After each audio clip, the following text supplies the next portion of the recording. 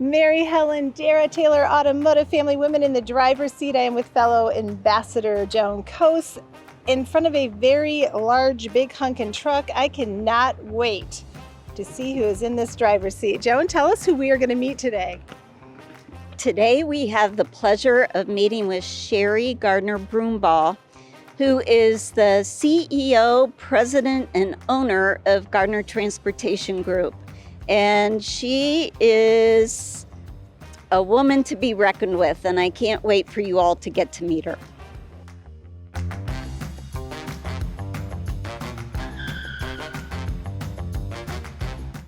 Today, I am so pleased to be meeting with Sherri Garner Brumbaugh, the President, CEO, and owner of Garner Transportation Group. Sherri has over 30 years of experience in the trucking industry, beginning her career at her family-owned and operated truckload carrier in 1991 and becoming the owner of Garner Trucking in July of 2012. In recent years, Garner Trucking has received recognition as the best fleets to drive for 5 consecutive years, the top trucking company for women to work for in transportation, and I love this one, the fleet owner's flashiest fleet past winner. Sherri's also served on numerous local nonprofit boards, and I think we all in Findlay know her as bringing a truckload of Christmas wreaths to the Maple Grove Cemetery in collaboration with Wreaths Across America. And she delivers also, I believe, a truckload of wreaths to Arlington National Cemetery.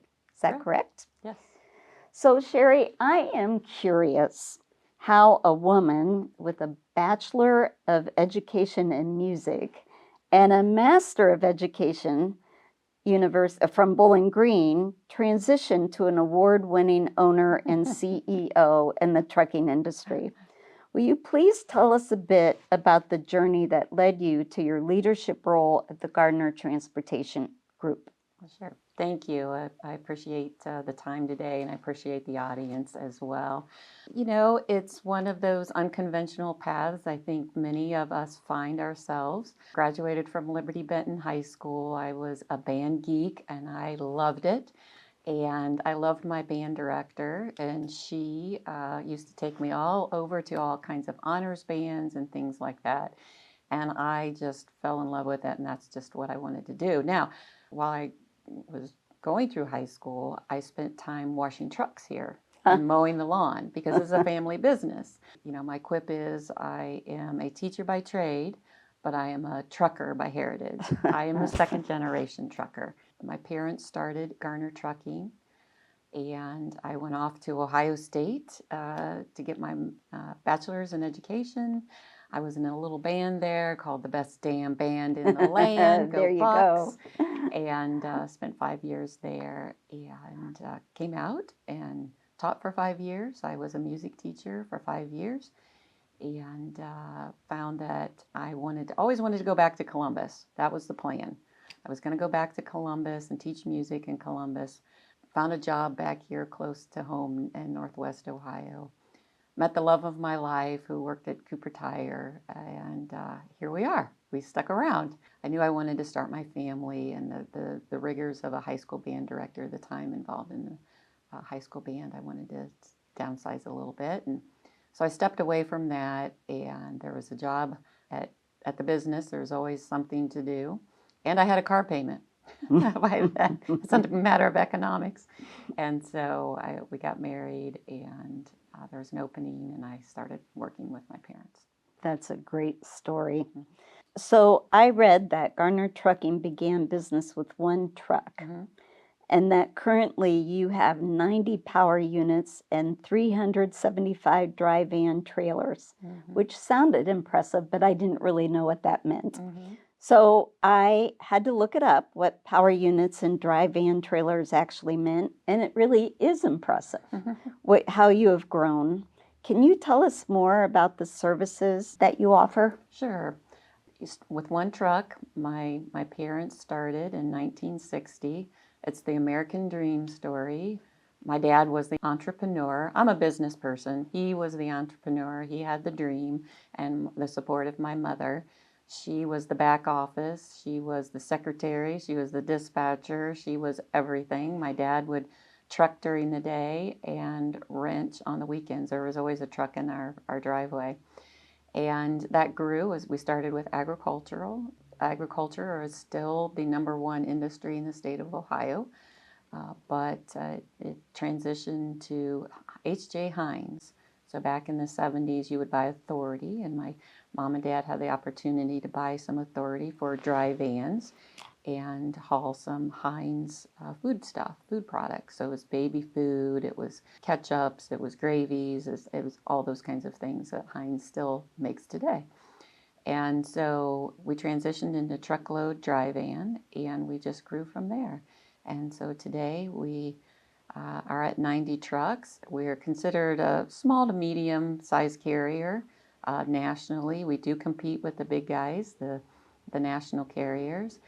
But for the state of Ohio, we're considered a fairly large carrier.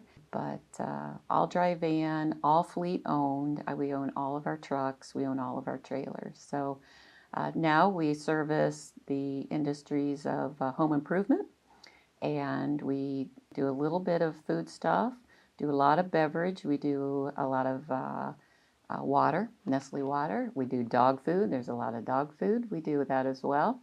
And heavy retail is mostly what we work with right now, not very much in automotive. We're really close. I get asked often, you're so close to Detroit, don't you haul a lot of automotive? You would find that interesting in the automotive industry that you are. We don't. As you know, it's very cyclical. When it's good, it's really good. It's plentiful in freight, but it's so economically dependent. And my dad always said when the going gets tough, people don't necessarily buy cars, but they still eat. So we have found our niche in food grade and retail and support with other things. And they feed their dogs. And they eat and they feed their dogs. Oh yeah, that's a priority. That's right. So what are the few of the most challenging and rewarding aspects of what you do? The people, the people have made Garner Trucking. They just along the way, we just recently, a driver retired at 47 years. Wow. And it's just incredible the amount of time that people give your business, what they value. Anytime we do any kind of swag or t-shirts or anything, they just love all those things. And they're the best part of the business. Some days are the hardest part. Right now, in any business that's anyone that's in business, trying to find good labor, good folks that are willing to work hard, because it is our truck drivers, our traditional over-the-road drivers. They'll leave on a Sunday or a Monday and not come home until Friday or Saturday. So it takes a family, it takes a strong spouse at home, male or female. I have female drivers to keep the grass mowed, if the dishwasher doesn't work, how to fix that when the spouse is on the road, or take out the trash or whatever it is. So it's a family job, really. Mm-hmm. Over the years, have you run into issues with you being a female in a traditionally male industry? There are. It is different early on in my career, especially with my mother. But early on in my career, we're involved in associations and things like that, and boards. I've served on boards, and I've been the only one that walked in with the purse and lipstick on. You have to have self-confidence. You have to have a little bit of bravery to be able to speak up. But I've found that some of my best advocates have been men that were glad I'm there. I've had men sit beside me and nudge me and say, "You've got a good idea, speak up, share, and just been very supportive as well. So, I've always felt that I needed to be prepared, maybe better prepared than my peers, than my male counterparts. But I have found that it's very rewarding too. So could you tell us about some of your leadership roles outside at Garner Transportation, such as serving on the advisory committee on human trafficking? That was super rewarding. The American Trucking Association nominated me to represent our association with the Department of Transportation with Elaine Chao. It was the Trump administration, and so their initiative was to eradicate human trafficking in transportation in general. So it was air, it was our cruise lines, it was bus, our commercial bus industry, our trucking. We hear terrible stories of, where illegals or people that may be taken advantage of coming across the border in the back of a truck, or I hate to hear those stories. So it was important for Elaine Chao to bring the industry, the transportation industry together and talk about ways that we can collaborate and eradicate human trafficking. Very rewarding. I served as secretary.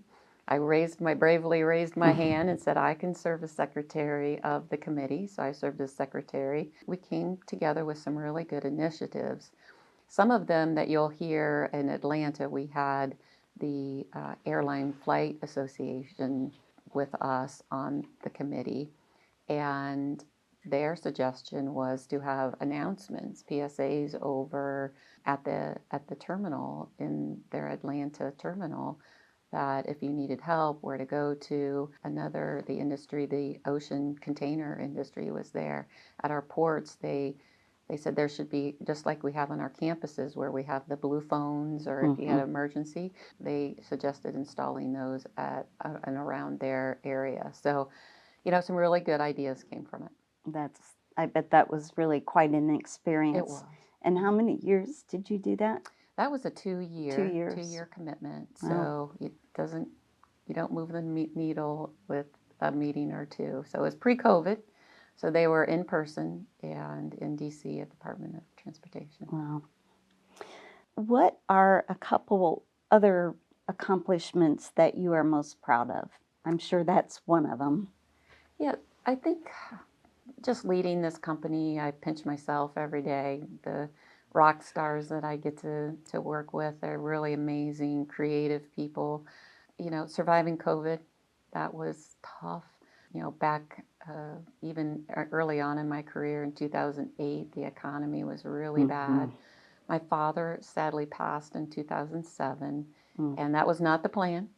He was supposed to still be here, maybe not here every day, he would say, but at least maybe, here and enjoying the third generation that's now in the business. 2008, surviving that economic downturn, we didn't know if we were going to survive that, but I wouldn't change it at all because I was early on in as far as leading the company. I knew where every penny was coming in and all the pennies that were going out, the dollars that were going out. So I got really sharp, what's important, what's our efficiencies, found some efficiencies. And then COVID, surviving COVID, there was no handbook for that. I asked my HR director, I said, you've got a degree in human resources, didn't you? Wasn't there a class on surviving a pandemic? No. So navigating that with my team, and I think we did very well with that, as best as we could. Our truck drivers were deemed essential workers, and that was wonderful for them because our truck driving fleet, unfortunately, our truck drivers across this country don't get the recognition or the appreciation that they deserve. So a good old toilet paper shortage got them being essential workers. I say often too, every once in a while, all we need is a good old fashioned toilet paper shortage again, and our truckers will be deemed essential. But at least during that time period, our nation realized that milk just didn't magically appear on the shelf, that, peanut butter came on a truck, and that, now more importantly, a truck driver brought it. So shouts over, along the highways that they received, they really appreciated that. So living through that and getting on the other side of that, and then just over the years being nominated by my truck drivers as the best fleets to drive for has been a wonderful experience of knowing that what we're doing for them is important, making sure we listen to them, and not only listen, but we do. There's a lot of leaders that say, my door is always open, I'm listening, but you have to act on the listening. So I was going to ask you what advice you would offer other young women who wanted to take the wheel. I think you just gave us some of that advice. Is there other advice you would give? You know, I'm mentoring, and you don't know that you're mentoring someone until they tell you you're mentoring them. And a young gal that's in the family business here, and she said, can I just go out to lunch, and can we just, talk about what did you do, or what challenge did you have for the day? And I think it's just taking time for the younger generation and sharing experiences. We all are so busy, and if you just take some time with someone, that I believe is probably one of the most important things I could do, to share my challenges and get them to open up what their challenges may be. They're probably similar. Spending time in all aspects of your business, knowing, HR, maintenance, I don't drive a truck, but understanding the challenges. I go out in the truck with my driver, with a female driver, understanding those challenges. I think you just have to get in the trenches and understand what challenges people have. And then relationships still. Businesses are still relationships with your bankers. I call them my Father, Son, and Holy Ghost. My banker, my insurance man, and my CPA. Know them and get to know them well. I am not an accountant by trade. No, you're I'm a music teacher. Right. And you have to use the skills that you went to school. I use my teaching degree every day. My master's in guidance and career counseling, I do use it. I listen, and then we're big on training here. I think you can never stop learning. Terrific. Well, I'm so appreciative of your time today and a chance for us to highlight. You do so much for this community, and we're really grateful for the leadership role that you've shown over the years. Thank you. Thank you. You have to give back to your community. Yes, you and do. I know you do as well. So we appreciate what you do here in our community in Finland. Well, thank you. Thank you, Sherri, for sharing your story with us today and for all you do for Northwest Ohio and Findlay. Let's hit the road. Maybe we'll take this bad boy and see who's next in the driver's seat.